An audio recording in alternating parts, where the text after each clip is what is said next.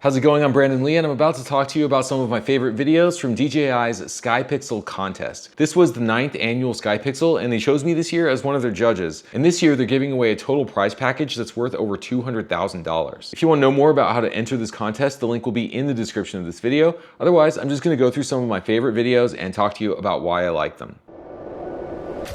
Here's a video called In the Heart of the Storm, and I just like the stormy vibe of this. I like that they captured both aerial shots and shots from the ground in the storm. These look like they were not easy to shoot. What made this video stand out for me was the challenging conditions and the inherent drama of the coastline with the crashing waves in the storm. You have a lot of parallax in these shots with the drone moving against the waves. You have backlight, you have orange and teal contrasts in the colors. So that's why I appreciated this video. The next video completely surprised me because I never knew that polar bears would be curious about a drone and actually follow it. At first I was confused. I didn't know why the polar bear was walking toward the camera. I thought maybe just the drone operator was lucky. But then I realized that the polar bear was looking directly at the drone, and not only did the polar bear walk across the snow and the ice, it actually took a swim just to get closer to the drone. I don't know what polar bears find interesting about drones, but regardless, this video was adorable and it's something I've genuinely never seen before. Here's a video that I thought was pretty clever, even though it is sort of copyright infringement and cheating. But what they did was they mixed Wes Anderson movie footage with their footage shot with the DJI Osmo Pocket 3. And they managed to do this pretty seamlessly, and sometimes I was questioning what footage was theirs and what footage came from the movie. So that's why I like this video, even though half the footage is stolen from Wes Anderson movies.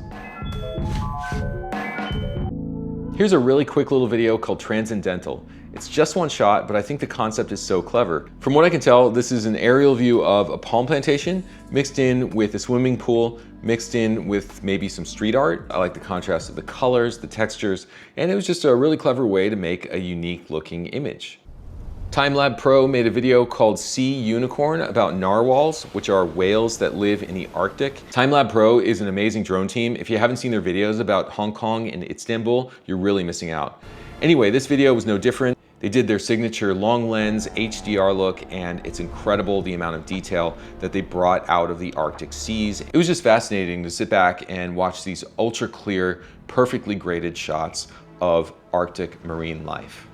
My second favorite Timelabpro video from this competition was Paris, the Last Drone Aerials. This is a sequence of shots that they did apparently at sunrise and dusk in Paris, and they captured all the famous landmarks in vivid detail as usual with their signature color grading to bring out the full spectrum of dynamic range. I especially love their telephoto shot of the flag in the Arc de Triomphe because I've never seen a long lens orbit of this particular subject in quite the same way. I just appreciate them filming such a famous city in an original way. Next up is a film in the autumn time in Hubei, China. It's foggy and moody, and that combined with the autumn leaves makes this a really uniquely evocative looking video. Weather is so important to getting a good drone shot, and you need not only the perfect weather, but you have to shoot it at the right time of day. And this filmmaker really took advantage by filming time-lapse shots from the drone lapse, so that the fog appears to race across the surface of the water, adding a whole lot more motion to the shot. Because the challenge with drone shots is that most of the subjects you'll be filming are completely static. Mountains, buildings, water, trees, things like that. So you really have to be on the lookout for what can move in your scene, other than just the camera itself. And that moving fog is what made this video special to me. Next up, we have a 2023 compilation video shot on the DJI Mavic 3, and I just like the locations and the cultural festivities that I saw in this video.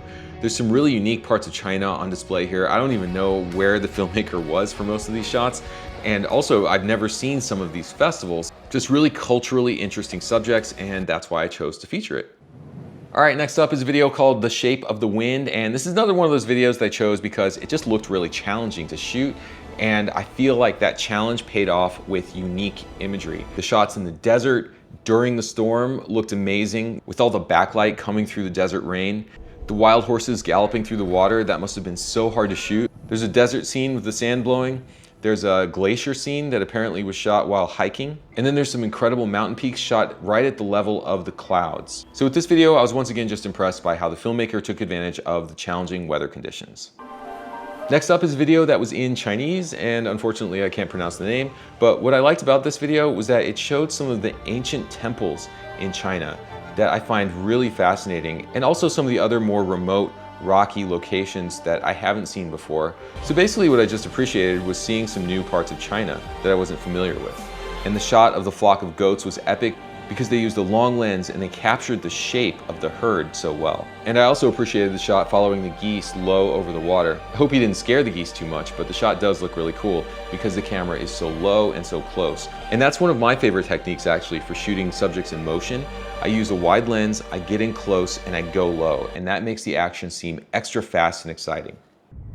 And this is a really dramatic video called Behemoths of Creation, where the filmmaker flew over erupting volcanoes.